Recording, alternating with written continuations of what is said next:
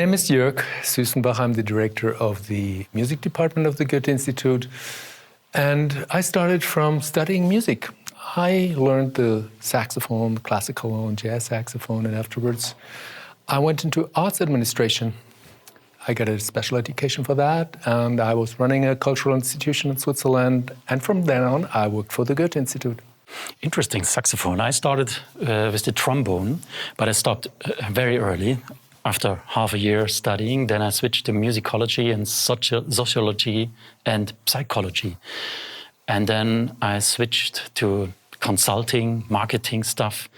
And Jussi Wieler said, you have to come back to the opera. And that's why I was the dramaturg and head of marketing for the opera 15 years before, switched to Wiener Festwochen, and now I'm in Hellerau, European Center for the Arts. Well, I remember there was the 250th anniversary of Beethoven, and we were running a special project called The Other Beethovens. We were thinking about, how would a young Beethoven act in the world of classical music today, and how is the relation to other cultures and what role post-colonialism could play. So we invited a lot of artists, and Moritz was one of the production team for a fantastic production named?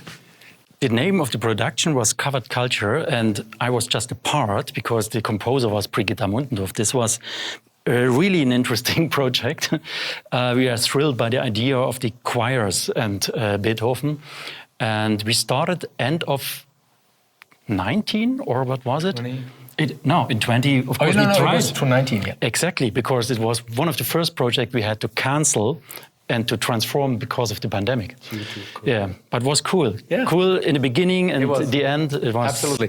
And the question with the scenes, I mean, for us it's absolutely important to connect each other as a Goethe Institute with different scenes, with festivals in Germany, like the Donaueschingen Musiktage, like Dresden, like Märzmusik in Berlin, and many others. So that's important, and I guess for you as well. Absolutely. I think Hellerau is we couldn't live without being in collaborations. We have no we have no ensemble, but we have festivals. We have no musicians, we have no orchestra, but we have a lot of audience that want to hear in Dresden and coming from international contemporary stuff. So that's why we need collaborations. Yeah.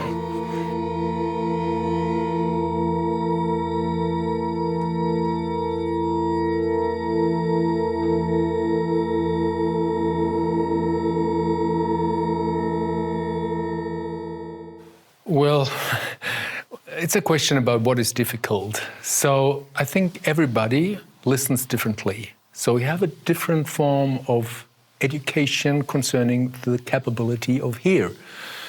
So what could be difficult for the one could be easy for the other one. So I think from a European point of view, maybe the hurdles are lower now because we have this huge phenomenon of avant-garde new music, which was a little bit dogmatic. And in my opinion, since 10, 15 years, the doors are much more open, and there are other genres like club-oriented music, like avant-garde rock music, like soundscapes, exhibition-style formats came into this place, which wasn't very common, I would say, 20 years ago. So I think it's maybe a little bit easier for people with different hearing experience. And I think, you can find your way if you don't take too hard stuff in the beginning, make little steps and, find your way.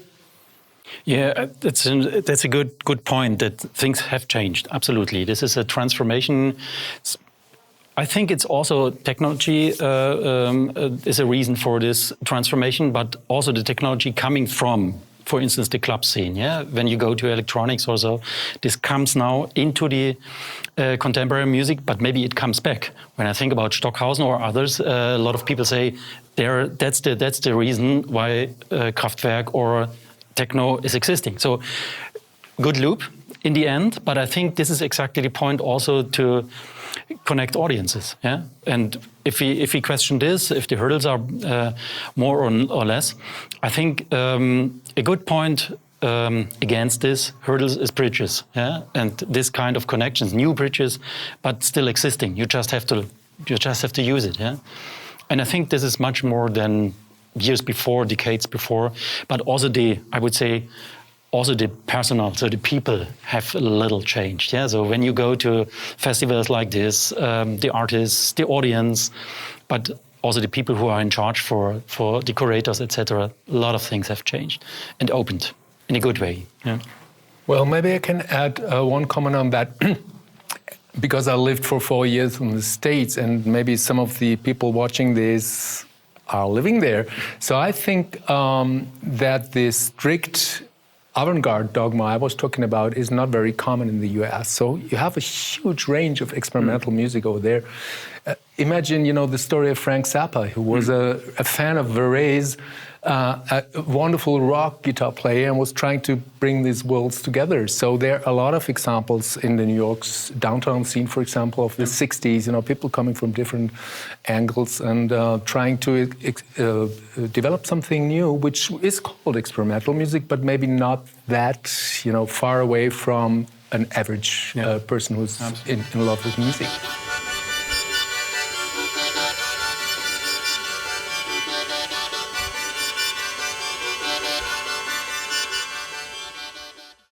I think if somebody has no experience in so-called experimental music, maybe he should try to find one angle in what's happening. Maybe he can close his eyes and just be fascinated by the big drum and follow what is happening over there. Don't try to understand everything. I think that's not possible. It's too much, but you can find one path and try to follow one phenomenon and keep on that and don't try too much. Can't add anything except you have to go there to hear things. Yeah, it's not possible. Yeah, you have to try. It's not possible to understand something you don't. And don't be frightened. But don't be frightened. Exactly.